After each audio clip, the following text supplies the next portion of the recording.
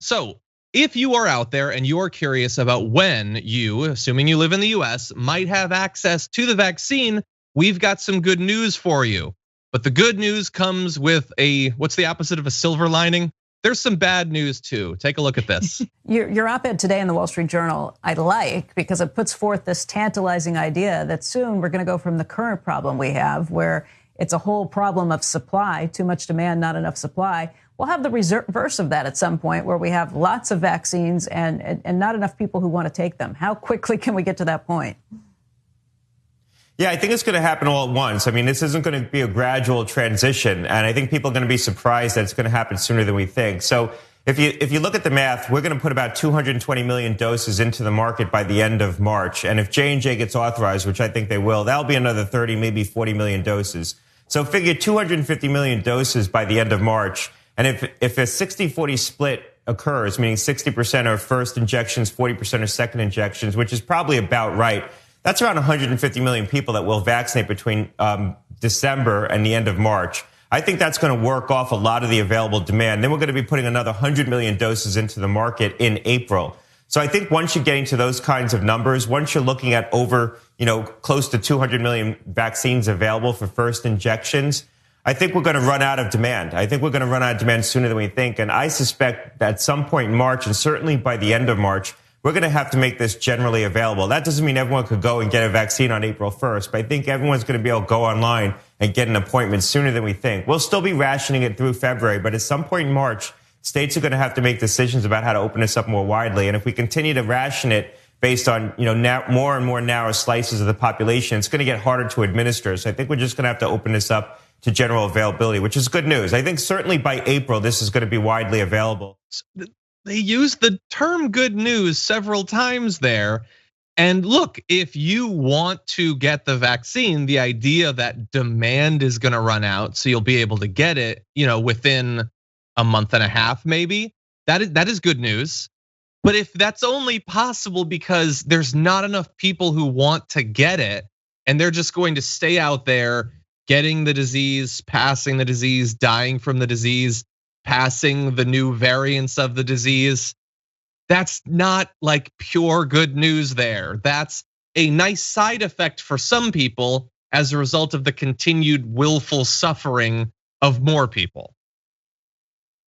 That whole clip threw me for one, because he's next to, if I'm not wrong, stock market value.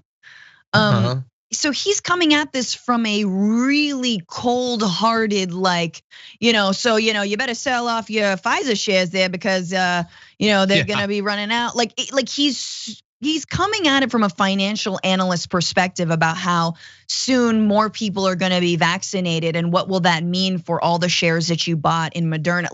It's a little bit gross, and or a lot of it gross. And so he then says at the very end, okay, that's good. Which it is good, but are they actually rationing it? Because you shouldn't be rationing it. Well, they're rationing it now. Like in most states, you have to be above a certain age, a healthcare worker, that's the rationing they mean. But right not now, because, but only because there is a lack. The production can't keep up with the administration. Right? Please tell me it's only because of that. Yeah. And he could be wrong. Look, he might be wrong. It might be that they're sort of projecting what the demand will be. And they're doing this in part on some of the countries that have been more successful with vaccinating. So Israel is vaccinated a far higher percent. They're seeing a lowering of demand based on what I've read. But it's also possible that American views of vaccines are pretty distinct from most other countries, and that some people might be worried about it. But if we go a couple more months and there's not widespread evidence of really bad negative reactions, if some of the mutant strains don't just overwhelm the vaccine, then maybe the demand will go up after that. So this is his prediction. It is interesting, I think worthy of discussion, but we don't know for sure that this is how it's gonna go. Sure. No, and obviously, I'm not gonna talk about a national health care program because clearly we don't have that, but that would be one way to make sure people are vaccinated. Hey, free doctor's visit, free COVID vaccine. But for sure, in lieu of that, partnerships with, pharmacies, Walgreens and Rite Aid, getting your COVID vaccine there. That is what we want to see. That is an affordable and or free vaccine. It should be free. It's free now. Let's hope it continues to be free. And also, like we've talked about on this show, the amount of countries that are not seeing the vaccine, and now we're talking about a glut. Like, I don't know. I'm just like, what do we? If we don't want it, then give it to another country. Well, presumably that will happen. Maybe not immediately, but yeah, like I imagine some of these countries in India, like hearing like, oh, that we're just going to be sitting on 100 million doses that nobody wants is disgusting on top of disgusting.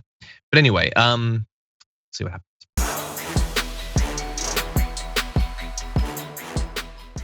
Check out the Damage Report podcast each day, wherever you get your podcasts, whether Pocket Casts or Stitcher or iTunes.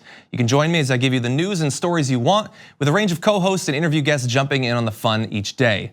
Again, that's the Damage Report, wherever you get your podcasts. And if you get them at iTunes, don't forget to rate and review. Sometimes I'll read them live on the show.